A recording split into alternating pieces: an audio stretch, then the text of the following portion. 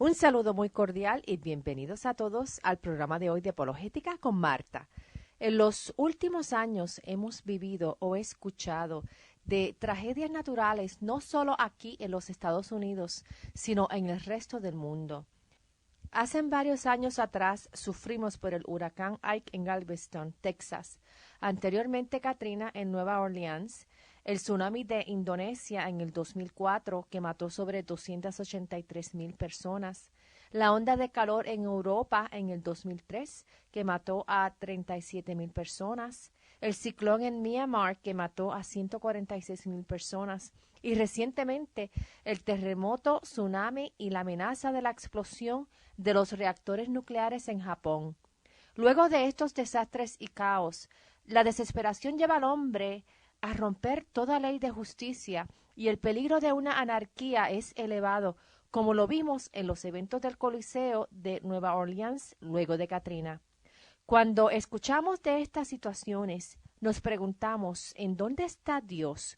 Si Dios existe, entonces, ¿por qué existe tanto desastre natural, tanto mal y tanto sufrimiento? Hay quienes dicen que si existe el mal, entonces Dios no puede existir. Existe una confusión de la fuente del mal y del propósito del mal en relación con el corazón y la mente del hombre. La Biblia nos enseña que Dios existe y fue Él quien le dio comienzo al universo.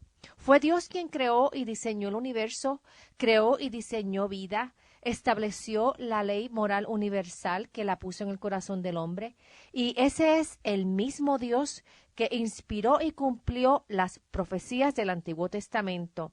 Es el mismo Dios que resucitó y, más que todo, es el Dios que te escucha y responde tus oraciones. Sin embargo, no podemos negar que el mal existe, pero la existencia del mal en realidad demuestra que Dios no existe. Es todo lo contrario. ¿Y sabes por qué? Porque la existencia del mal en realidad presupone que Dios existe. Objetivamente, el mal no puede existir a menos que Dios exista. Si conoces que el mal existe, entonces tiene que haber un estándar bueno con el cual tú comparas ese mal para saber lo que es bueno. Ese estándar bueno es el estándar moral de Dios. Por ejemplo, tú puedes reconocer una línea curva de una recta si la comparas con la recta. Lo mismo sucede con el bien y el mal en cuanto a que solo sabemos lo que es incorrecto si conocemos de antemano lo que es correcto. En el 1776, los Estados Unidos declararon su independencia de Inglaterra. Su documento comienza con lo siguiente: sostenemos como evidentes en sí mismas estas verdades, que todos los hombres son creados iguales, que son dotados por su creador de ciertos derechos inalienables, que entre ellos está la vida, la libertad y la búsqueda de la felicidad. Los fundadores de nuestra nación reconocieron la existencia de Dios y a Él como la fuente de los derechos innatos, inalienables de la humanidad. Nuestra nación fue fundada con la creencia de que Dios sí existe. No fue establecida negando la existencia del mal. La existencia del mal no cancela la existencia de Dios, solo prueba que existe Satanás y seres espirituales malignos. También enseña la condición depravada del corazón del hombre. Solamente dentro de la cosmovisión cristiana podemos explicar el mal de una manera real. En el budismo el mal es imaginario, en el cristianismo es real. En el ateísmo, el mal es subjetivo y el estándar de lo que es malo o inmoral es diferente a cada persona de acuerdo a sus gustos y opiniones. En el cristianismo, el mal es objetivo y no cambia en tiempo o lugar. Es igual en cualquier momento y sitio. Dentro del cristianismo tenemos una explicación del origen del mal y se explica la razón de su persistencia. Dentro de esta explicación se le preserva al hombre su libre albedrío y el sentido de tomar acción y sacrificarse por un bien noble y aparte de nosotros mismos para el beneficio de los demás. Al final, el mal será castigado y eliminado completamente por Cristo.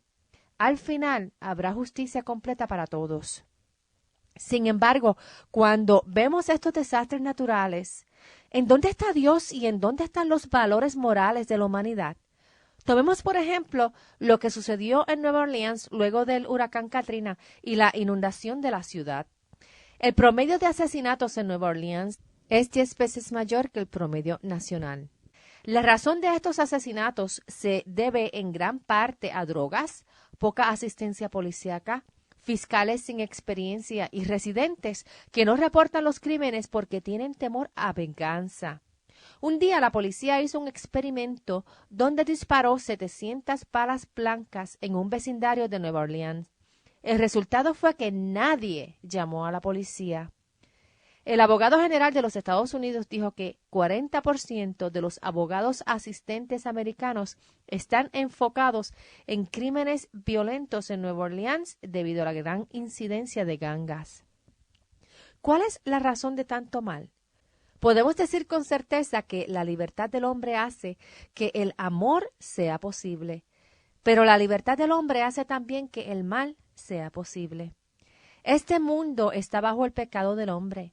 Romanos 8:21 dice que la decisión de Adán dejó al mundo en esclavitud y decadencia. Tampoco podemos negar que la humanidad es responsable por la mayoría del mal que sucede en el mundo. Pero si Dios le pone un paro final a todo el mal, Él comenzaría con ponerte un paro a ti y a mí. Aparte de lo que hizo Adán al principio de la creación, ¿qué tuvo que ver el libre albedrío de las personas con el desastre natural de Katrina? Primero que algunas personas habían decidido construir en áreas vulnerables a desastres. Algunas personas habían decidido no mejorar los diques o levees que al romperse causaron gran inundación. Algunas personas en medio de la tragedia decidieron robar, cometer actos de violación y asesinatos.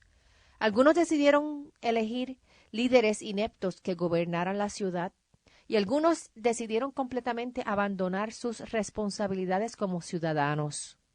Por otro lado, sabemos que Satanás existe y también tiene libre albedrío. Satanás es un ser real. Él fue creado por Dios no como ser malo, sino como un ser bueno, pero también con libre albedrío, y quien eligió desobedecer a Dios. En el libro de Job leemos que existen fuerzas demoníacas que con el permiso de Dios pueden ser utilizadas por Dios para producir un bien superior. Dios tiene libre albedrío. En Génesis leemos la historia de José, que por sus hermanos fue vendido como esclavo y fue prisionero en Egipto. Al final de la historia, José fue el segundo en comando en todo Egipto y por él fue salvo el pueblo egipcio.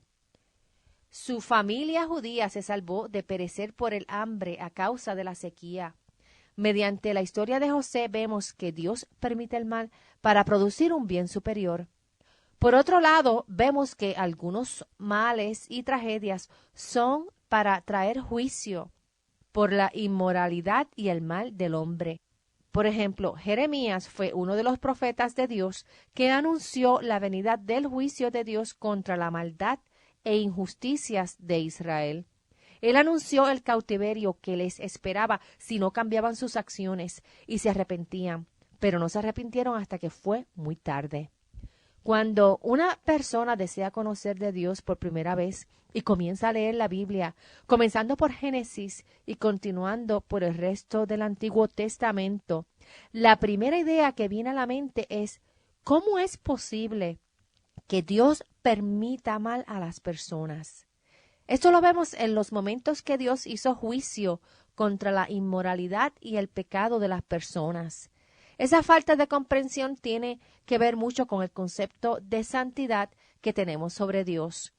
Un Dios que carece de santidad es un Dios hecho a la imagen del ser humano, en donde lo que consideramos que cae en la categoría de malo es un estándar muy bajo comparado con el estándar de Dios. Porque Dios es completamente bueno y santo. Su estándar es uno de perfección moral. Debido a que Dios creó la vida, Él está en todo su derecho a tomarla. De hecho, eventualmente Él tomará la vida de cada uno de nosotros en la tierra. La muerte física está 100% asegurada para todos, tarde o temprano. Y al fin y al cabo, como Dios conoce el futuro de todas las cosas, Él puede traer bien de lo que aparenta ser un mal sin propósito. Cuando terminamos de leer el resto de la Biblia, podemos comprender más claramente el propósito del mal.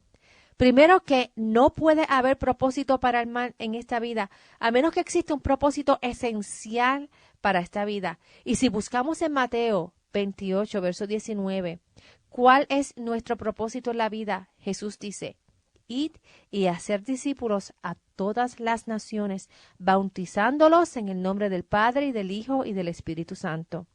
Básicamente, nuestro propósito en esta vida es redención y crecimiento en Jesucristo. ¿Y cómo una persona llega a la redención? Mateos 22, versos 37, dice que amemos a Dios y amemos a los demás. Y en Juan 17, verso 3 dice que conozcamos a Dios mediante Jesús y que lo demos a conocer. Pero, ¿cómo crece una persona? La realidad es que, si somos honestos, tenemos que aceptar que raramente crecemos mediante los placeres de la vida. El crecimiento más profundo que una persona adquiere en la vida proviene de aquellos momentos o circunstancias que nos han causado gran dolor. Esa es la profundidad de ese sufrimiento, que llegamos a conocer el consuelo, la existencia de Dios con su gracia y su merced, y profundizamos en la realidad y el corazón de Cristo. Por lo tanto, dentro del propósito para el mal, vemos que es un instrumento para traer redención a las personas. El mal y el dolor nos humilla y nos trae hacia Dios. En Job 40, del 8 al 14, cuando Dios por fin le responde a Job referente a todo el sufrimiento al que fue expuesto, Dios le contestó: ¿invalidarás tú también mi juicio? ¿Me condenarás a mí para justificarte tú? ¿Cuántas veces invalidamos el juicio de Dios para justificar nuestras vidas? Y sigue diciendo: ¿tienes tú un brazo como el de Dios? ¿Y truenas con voz como la suya? Adórnate ahora de majestad y de alteza, y vístete de honra y hermosura. Derrama el ardor de tu ira. Mira a todo altivo y abátelo. Mira a todo soberbio y humíllalo. Y quebranta a los impíos en su sitio. Encúbrelos a todos en el polvo. Encierra sus rostros en la oscuridad. Y yo también te confesaré que podrá salvarte tu diestra. Aún luego de tanto sufrimiento y luego de quejarse por todas sus tragedias, Job realizó que no importa sufrimiento o la falta de sufrimiento, el único ser que tiene la capacidad de conocer todo, controlar todo y es autosuficiente en todo es nuestro Dios. Nosotros somos totalmente dependientes de Dios para nuestra existencia y sobre todo la vida eterna. Al igual que dice C.S. Lewis en su libro El problema del dolor, que Dios nos susurra en el oído durante nuestros placeres. Él nos habla en nuestra conciencia, pero Él nos grita en nuestro dolor. El dolor es el megáfono de Dios para despertar a un mundo sordo y ciego que ignora su existencia. Durante el proceso de crecimiento, cuando pasamos por malas experiencias, una persona redimida crece diferente a una persona que nunca ha pasado por pruebas y tribulaciones. Algunas virtudes solamente pueden ser desarrolladas mediante pruebas, y la presencia del mal, por ejemplo, la valentía no se desarrolla si no existe el peligro. La perseverancia no se desarrolla sin obstáculos. La compasión no se desarrolla sin sufrimiento. La paciencia no se desarrolla sin tribulación.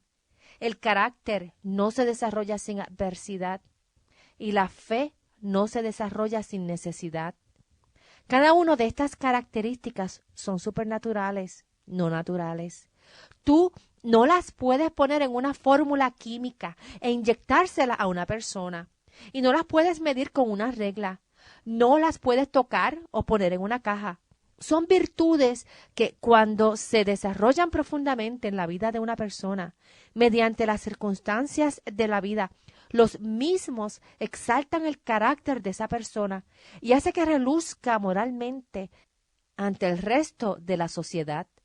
Mediante el sufrimiento de los desastres naturales, estas virtudes de carácter salen a relucir innatamente del corazón del hombre que las posee, y sólo el que en realidad camina con Cristo las puede reflejar mediante el poder del Espíritu Santo. Por lo tanto, ¿cómo logra Dios un bien superior? Vemos en Génesis 50, verso 20, la historia de José, en donde el mal que hicieron sus hermanos contra él, Dios lo utilizó para bien, que a la larga fue lo que salvó la vida de muchas personas. Y en Hebreos 12, verso 11 dice, es verdad que ninguna disciplina al presente parece ser causa de gozo, sino de tristeza, pero después da fruto apacible de justicia a los que en ella han sido ejercitados. En Santiago 1, del 2 al 4, leemos cómo Dios logra obtener un bien superior. Dice, hermanos míos, tened por sumo gozo cuando os halléis en diversas pruebas, sabiendo que la prueba de vuestra fe produce paciencia. Mas tenga la paciencia su obra completa, para que seáis perfectos y cabales, sin que os falte cosa alguna.